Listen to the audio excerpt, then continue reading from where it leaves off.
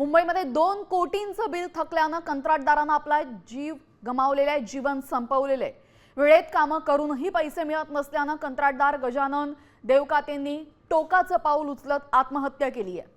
बिलांसाठी 10 वेळा चक्रा माराव्या लागत असल्याचंही त्यांनी पत्रात लिहिलेलं आहे। गजानन देवकाते हे नांदेड जिल्ह्यातले मुखेडमधले होते, मात्र कंत्राटदारांचं काम सुरू केल्यानंतर ते नवी मुंबईतील उल्वेमध्ये राहायचे। त्यांचं 2 कोटींचं बिल थकलं होतं आणि अनेक वेळा चक्रा मारून सुद्धा हे बिल त्यांना मिळालं नाही। वर्षभरापासून हे बिल थकले असल्याचा आरोप त्यांनी या पत्रातनं केला आणि अखेर त्यांनी हे टोकाचं पाऊल उचलत आपलं जीवन संपवलेलं आहे।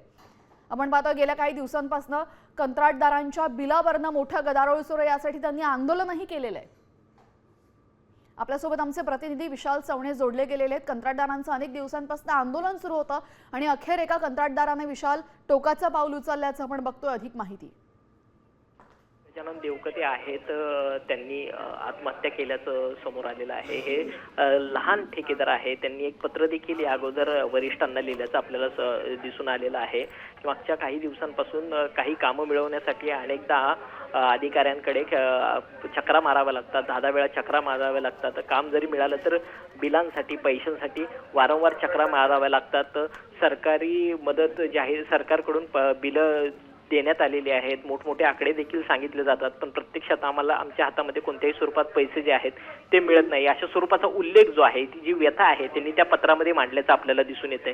या ठेकेदाराचे जवळपास 2 लाखाची बिलं जी आहेत ती थकल्याचं समोर आलेलं आहे आणि त्याच विवंचनेतून, आर्थिक विवंचनेतून त्यांनी हे टोकाचं पाऊल जे आहे ते उचलल्याचं दिसून येतंय। काही दिवसांपूर्वीच मुंबईमध्ये संपूर्ण कंत्राटदारांचं जे आहे ते मोठ्या प्रमाणावर आंदोलन देखील झाले होतं।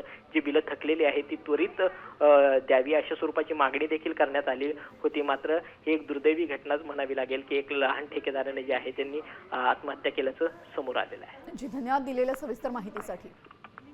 तर आपण पाहतोय 2 कोटींचं बिल थकल्यामुळे या कंत्राटदारानं आत्महत्या केलेली आहे। मुंबईमध्ये कंत्राटदार गजानन देवकाते यांनी हे टोकाचं पाऊल उचललंय।